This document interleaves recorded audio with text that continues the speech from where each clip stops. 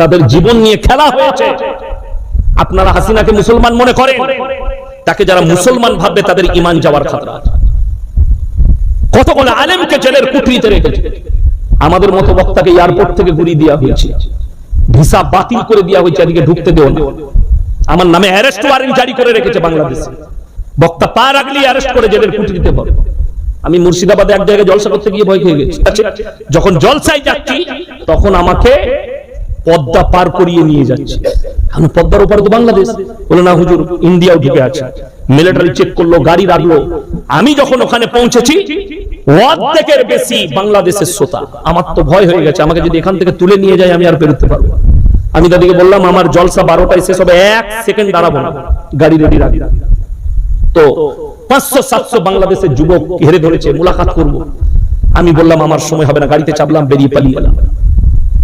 আমাকে একজন